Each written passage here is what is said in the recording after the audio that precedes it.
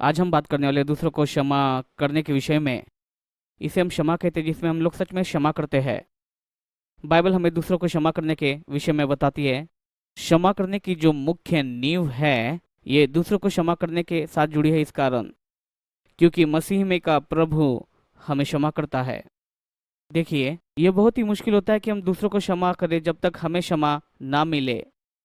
परंतु अगर आपने क्षमा पाई है तो फिर ये आपके लिए भी आसान हो जाता है कि आप दूसरों को क्षमा कर सके, क्योंकि इसमें आप भी हानि करता है। आपने प्रभु को चोट पहुंचाई, आपके पाप और आपके सारे अधर्मिकता, ये सारी बातें, और मसीह के खातिर प्रभु हमें क्षमा करता है। और अगर प्रभु मसीह के खातिर उसके प्रेम के कारण आपको क्षमा करता है, आपके सारे पाप और आपके अधर्मिकताएं, क्यों करना आप क्षमा करे ऐसे व्यक्ति को जिसने आपके साथ बुरा किया हो। यीशु ने दृष्टांत बताया था मत्ती, जी हाँ, मत्ती अध्याय 18 में।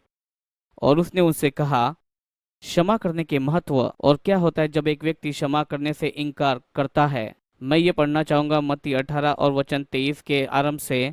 इसलिए स्वर्ग का राज्य उस राजा के समान है जिसने अपने दासों का लेखा लेना चाहा। जब वह लेखा लेने लगा तो एक जन उसके सामने लाया गया 10,000 तोड़े, यानी 10 मिलियन डॉलर के समान, जो कि बहुत बड़ी राशि है। जबकि चुकाने को उसके पास कुछ न था। तो उसके स्वामी ने कहा कि इसकी पत्नी, इसके बच्चे और जो कुछ भी इसका है, उन सारी बातों को बेचकर सारा कर्जा चुका दिया जाए। ये व्यक्ति अपने स्वामी का गुलाम था। 10 मिलियन डॉलर, और उस दिन आप कंगाल नहीं हो सकते। अगर आप चुका सकते हो तो तुम्हारी पत्नी बेची जाएगी, तुम्हारे बच्चे बेचे जाएंगे, और जो कुछ तुम्हारा है बेचा जाएगा, और तुमको भी जेल में डाला जाएगा जब तक ये चुकाया ना जाएगा। और जब ये चुकाया जाएगा तब भी तुम जेल में रहोगे, बंधन। तो ये व्यक्ति 10 मिलियन डॉलर को वापिस चुका नहीं पाया। जो वो जानता था उसी बात को उसने किया। और वचन 26 ये कहता है, इस पर उस दास ने गिरकर उसे प्रणाम किया। दूसरे शब्दों में कहा जाए तो दंडवत किया। असल में वो उसके सामने घुटने टेक कर उसके सामने रहम की भीख वो मांग रहा था और कहने लगा, हे स्वामी, धीरज धर, मैं सब कुछ भर दूंगा, मैं सब कुछ भर दूंगा। उसे पता था कि वो कुछ भी करने के योग्य नहीं है, परंतु उस दास का स्वामी तरस से भर गया। उसने उसे छोड़ दिया और उस कर्जे से उसे माफ किया। बाइबल ये बताती है कि उसने उसे उस कर्जे से माफ किया। क्षमा करने का सच में अर्थ क्या होता है? कुछ परिभाषा मैं देना चाहता हूँ। क्षमा इस शब्द का अर्थ ये होता है, इसका अर्थ दूर भेजना होता है, चले जाने की विनती करना, प्रस्थान, भेजे जाना, अकेले होना, छोड़ देना, चले जाना, बातचीत न करना, अनदेखा करना, जाने देना, कर्जा माफ करना, हार मान लेना, पास में न रखना, किसी व्यक्ति या वस्तु को छोड़ देना, किसी व्यक्ति से दूर रेगिस्तान में चले जाना, पीछे कुछ छोड़ते हुए कहीं पर दूर चले जाना, किसी को साथी के रूप में नहीं ले जाना, रोकना।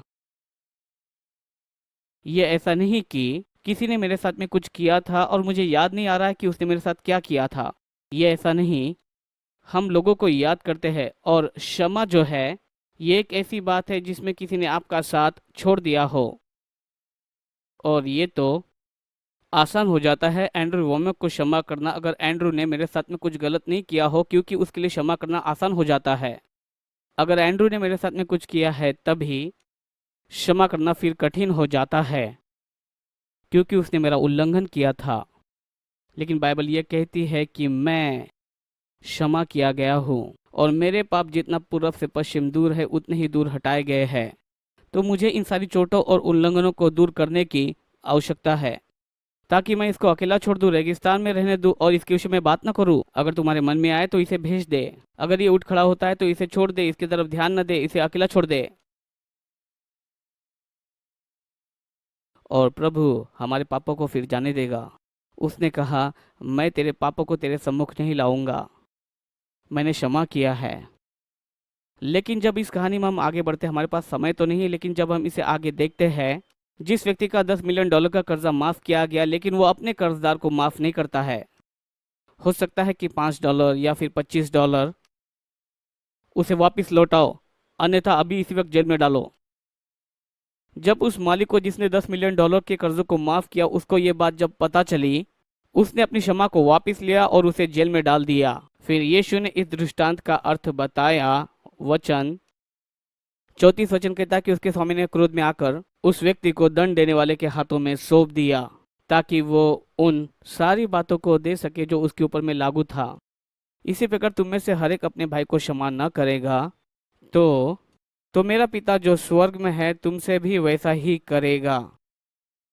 ये व्यक्ति दंड देने वालों के हाथों में सौंपा गया। दंड क्या हो सकता है? दंड तो मानो बुरी आत्मा और बीमारियां हो सकती है। दंड यानी हर प्रकार का दंड उसमें शामिल होता है। मानसिक दंड, हर प्रकार का दंड आपके जीवन में आ सकता है। और जब आपको क्षमा मिलती है मसीह के द्वारा, किसी और को भी आप क्षमा करें। जैसे एक बार मैं एक कलीसिया का पास्टर था। भीड़ में से एक महिला मेरे पास आकर ये बोलने लगी कि मैं आने वाली बातों को अच्छे से जानती हूँ। और उसने कहा कि बचपन में मैं ये करती थी, उद्धार होने के पहले मैं आने वाली बातों को जान जाती थी।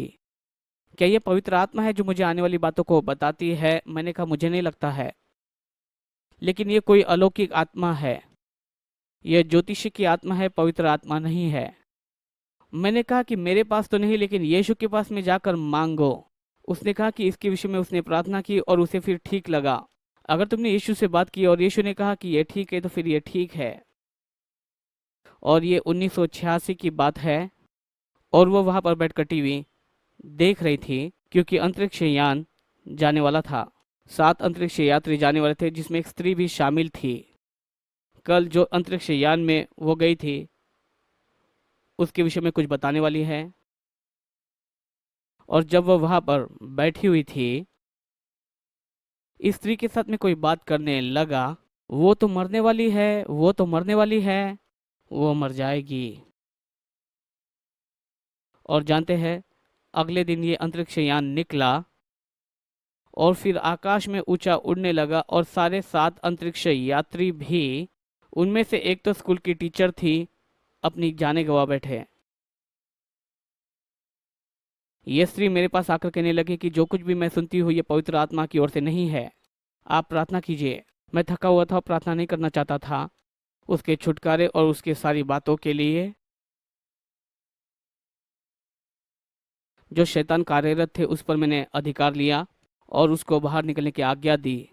जानते हैं क्या हुआ? कुछ नहीं। और मेरे पत्नी को एक ज्ञान का वचन मिला, ये तो इसकी माँ के साथ जुड़ा है। मैंने कहा कि क्या तुम अपनी माँ को क्षमा करोगी? एक आवाज उसके अंदर से आई, नहीं, उसने मुझे त्याग दिया था। मुझे कुछ समय लगा, लेकिन मैंने उसकी माँ को उसे क्षमा करने के लिए कहा। लेकिन जब उसने अपनी माँ को क्षमा किया, सारे शैतान के मजबूत गढ़ उसके जीवन से निकल आए और प्रभु यीशु मसीह ने उसे छुटकारा दिया। आज वो एक पास्टर की पत्नी है और बहुत ही क्रियाशील मसीही है। मैं कहना चाहता हूँ, क्षमा न करने के लिए कोई जगह नहीं है। जब प्रभु ने हमें क्षमा किया है, मसीह में पूर्ण रीति से क्षमा किया है, क्षमा न करने के लिए कोई जगह नहीं है। क्योंकि अगर हम उसे चुनते हैं, हम तो सिर्फ दंड देने वालों को और समस्याओं को हमारे जीवन में आमंत्रित करते हैं। यीशु ने कहा कि तुम सत्य को जानोगे और वो सत्य तुम्हें स्वतंत्र करेगा। और सत्य यह है कि प्रभु ने आपको संपूर्ण और एक सिद्ध क्षमा को दे दिया है, और वो यीशु मसीह के द्वारा आपको मांगता है कि आप अन्य लोगों को भी संपूर्ण और सिद्ध क्षमा को दे। सोचिए जरा, अगर ऐसा कोई हो जिसको आपको क्षमा करने की आवश्यकता है, अगर वो मर भी क्यों न गया हो, आप कहिए, हे प्रभु, ये वो व्यक्ति है, इस व्यक्ति के साथ में मेरा कुछ है। बाइबल कहती है मरकुस 11 में, जब तुम प्रार्थना करो और किसी व्यक्ति के विरुद्ध में तुम्हारे मन में कुछ है, जब प्रार्थना करो, क्षमा करो, उन लोगों को क्षमा करो आज जिसे क्षमा की आवश्यकता है।